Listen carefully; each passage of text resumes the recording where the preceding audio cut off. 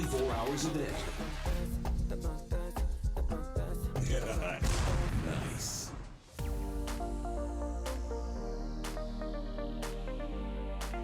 Alrighty, I did say today we've got so many interviews happening, alright? Earlier on, we had a crossover coming through from Joe because he's in Victoria Falls. And then we also had a young farmer. Why am I saying? A young agricultural expert. And now, okay, so we moved from accounting to agriculture. Now we're talking about perfume, all right? So very, very interesting. And a perfumer, all right, also called a nose, is someone who creates fragrance compositions, perfumes, colognes, ambient or household scents. It's really an art and a science. And I'm so happy that we actually have a perfumer with us here in studio. How are you doing, Ryan?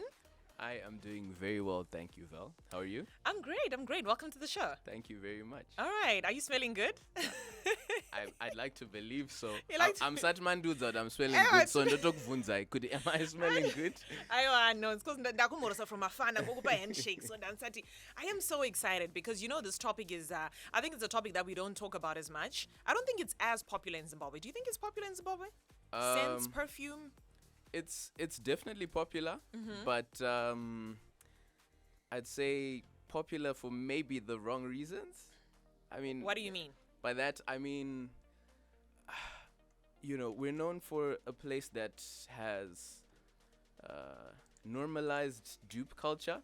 Right. Which is not necessarily bad considering, earning potential of people. But, yeah, there is definitely lots of potential for perfume to be like the next big thing here in Africa, in Zimbabwe. All right. And that's what we want to hear about. So in case you're joining us now on the show, we are with Ryan Mabiza. Is it Mabiza? Yes, Mabiza. Okay, because Mabiza or Mabiza? Mabiza. Because I pronounce it in Ndebele way. I'm Ndebele. Shona, but Shona. with no H. Yeah. Mabiza, all right. He's a fragrance marketing specialist, consultant, and perfumer. And he's the founder and creative director of Fragrance, a brand dedicated to fragrance marketing, consultancy, and creation, as well as the managing partner of Aram Afrique, a distribution company of world-renowned fragrance brands such as Gucci, Hugo Boss, and Burberry in Zimbabwe. All right, so I'm going to get to be... all right, I'm already smelling a lot of things happening here, so that's why I'm super excited about the interview. And you know what's interesting, Ryan? You also hold a bachelor's degree in banking and finance and a master's degree in management and marketing of flavors and fragrance. Yes. What is that? I didn't know there was a master's in... What?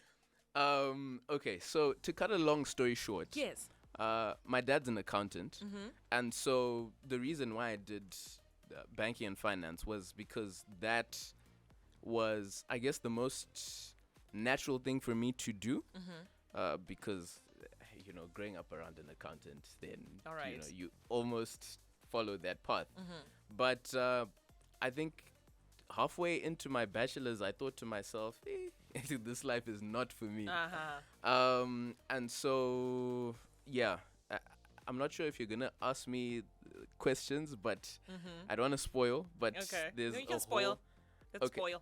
Okay, so how I got into fragrances, basically, is that God told me to do it. Wow. Yeah. This is getting deeper than I thought. This interview is turning into a whole... All right. Yeah, that's a long story short. God told me that this is what you're going to do. And so, yeah. That's how I found myself, All right. So, you've pretty much answered the question because I was going to ask you, what inspired you? How did you get into this industry? So now we know the answer.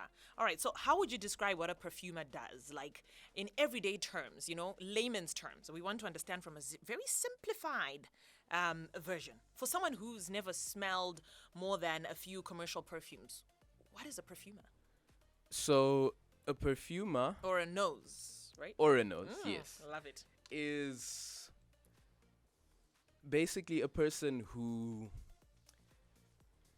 builds scents or fragrance compositions using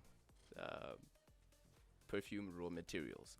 And those raw materials can be natural raw materials like your lemon, your bergamot, your jasmines, and you have synthetic raw materials as well, which are things like I know very popular one is Ambroxan, ISO Scientific. E, ISO E Super, Cologne, and yeah, so on. And so basically, you put those together, and voila, you have a perfume. All right. So Yeah. what educational background is important for someone to become a perfumer? We see that you actually studied this, but someone who didn't study this Yes. can, yeah. So what you need firstly is a bachelor's degree. Okay. Um, In. so for the most part, it's not really important, but it is beneficial if you have a bachelor's degree in either chemistry, mathematics, Okay. I biochemistry, because of see. the Yup, science I'm out. involved. Clearly, I'm out. Wow. You know what's interesting? There's a time I was very interested in perfume. I actually I still want to make my own perfume, right? Okay. So I think that's where I lost it because I wasn't understanding the scientific part of it. Okay. But I wanted someone to make it for me. So are you that person? Can I come to you and say, look, Ryan, I want to make my Val Butte perfume, and you can do the whole process for me? Yes, I am that person. So I've actually made a few different perfumes for a few different Nice. people. If you check on my page, I have a video of myself presenting a perfume to the ambassador of France to Zimbabwe. Yeah. Interesting. So, you know, for a few different people. Okay. And how did that go? He liked it. He so liked it? it, Well went done. it went really well. Well done. Thank you. All right. But you know what really disheartened me, what demotivated me from then starting my perfume brand was the expenses. So I did the research. I found out how to start, how to do it. I even learned the ingredients we're talking about. I know about patchouli, Yes. I think jasmine, Yeah. because I wanted to mimic Lancôme. Sorry, Okay. La VS Belle. I Yeah, wanted yeah. to mimic because it's my favorite. Okay. Okay. But financially, the expenses, it was very expensive for me. And I was like, I can't start this. So how can someone start on a budget? Because to me, it seems like it's a really expensive thing to get into. Starting to make perfumes on a budget. Honestly, we can't exactly say you can start making perfumes on a budget Oh boy. because there's a lot of investment that needs to go behind it. I mean, not the materials, but the equipment that you need. I guess you can get that on a budget because I'm sure you've noticed how perfumers have like these nice looking scales that they have, Yes. and those can cost from a few $100 to $5,000-$10,000 per scale. But you can get a very simple version on like Amazon for like 50-60 pounds, Okay. you know, depending. But what is really going to put you off financially is the raw materials. Raw That's what put me materials off. is definitely going to put you off because you constantly need to be buying raw materials. So if you're doing it as a hobby, you know, I mean, a few $100, $300, $400, $500 Okay. is fine. Okay. But if you want to do it professionally, Yeah. you are looking at no less than what, $3,000 to $5,000 Oh. to start. Bam! You see why I was like, no, I left it for now. I'm like, Yeah. this is not for me right Yeah. now. Very, very interesting. So, is there a return on investment? With you right now, you've created your own. This is you? Yeah, that's All right. that's I wish the listeners could could see and smell, but they can only hear. But so this is Eau de Ryan. Yes, so that was the very first perfume that I made. Christian, The bottle, I got that bottle from my boss because it was the only one available at the time. Spray. And, you know, I worked for her for a couple of months when I was in France. And, you know, to say thank you, she was like, you can use whatever materials you like to make your perfume. And mind you, she sells perfume for no less than $1,000 a bottle. Wow. 1,000 euros actually, Wow. which is just over $1,000. Wow. So she was like, you know, have at it. Okay. So you focus on male scents, things that you're male yourself, and this is a male scent, right? Confirm. Not just Uh-huh. male scents. Uh-huh. I do feminine scents as well. I have Okay. some stuff some other stuff here if you'd like to smell. Yes, definitely. let me hand you I'm enjoying. But at the end of the show, I'm going to be smelling like different different scents altogether. All right, we know whilst you're trying to show me, so how do you train or sharpen your sense of smell? I think this is a very good question. Are there exercises or practices that help you to improve? Yes, so constantly you need to be smelling things. You cannot go a single day without smelling something. Okay. Yeah. Okay. And that is actually the very first thing that you learn in perfumery school, to smell. Okay. And so you have to train yourself to remember what something smells like. Here you go. Okay. Thank you. So if it's Oh, I'm holding this way. Okay. it's on the other side. The other side? Yeah. Okay. So if it's, say, for example, grapefruit. So grapefruit smells quite similar to your orange, but it's more bitter. Okay. So, whenever training your nose to tell the difference between certain smells, so they call this contrast studies. Uh-huh. So, for example, you have grapefruit and you have orange. Orange is sweeter and less harsh than grapefruit. Okay. Grapefruit is sharper. It's more pungent isn't the word. Tangy? Okay. No, Yeah, pungent. tangy. Okay. We'll use tangy, All right, okay. for lack of a better word. Okay. So, yeah, smell. All right. And learn to identify scents without actually reading what a particular scent is. That's also how you train your nose. Okay, all Yeah. right. Super interesting. We have Ryan with us in studio. He is a perfumer, or nose, or I love the nose. He is a nose. So we'll be right back with the nose right here in the studio. Painter Fresco coming through there with the song Dance to This. Today's a Throwback Thursday. We're having good vibes right here on the show. And we're talking about perfume, getting to know about all things to do with perfume. Personally, I am so happy because I love perfume. I love scents. But I did say I got demotivated because the money, the capital investment seemed a little bit much to me. And Ryan with us in studio today actually confirmed like 3,000 to 5,000 your capital investment to get into the perfume business.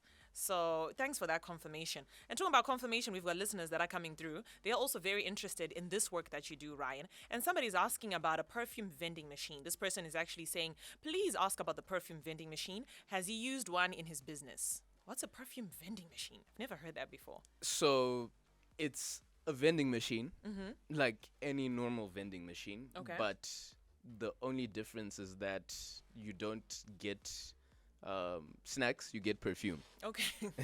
All right.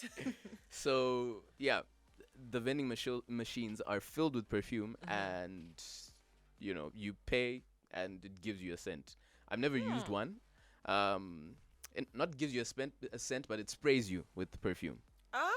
Is this a first world country thing? Yes. I know it's popular in Dubai. Okay. In France, never came across one. Fancy. So where do you just find these vending machines? I think Dubai for now. But like in the malls and like... Yes. Okay. In the malls. What if you abuse the vending machine, keep on pressing and you keep on smelling good? I'm sure there are fail safes for people that want to abuse people the like machine. me. All right, somebody else is coming through and they've got a question concerning layering. Right? Yeah. So layering perfumes and mists and oils, which combination works best and which scents are best for ladies? Okay. So I'll start off by saying that there's not a particular scent that is best for ladies. Okay. It's really up to you what it is you like, because some ladies like very strong, spicy, woody scents. Others like floral, fresh scents. So, yeah. With regards to layering, I did a video on this on my TikTok. So to get the best results from perfume layering, you need to understand the different fragrance families.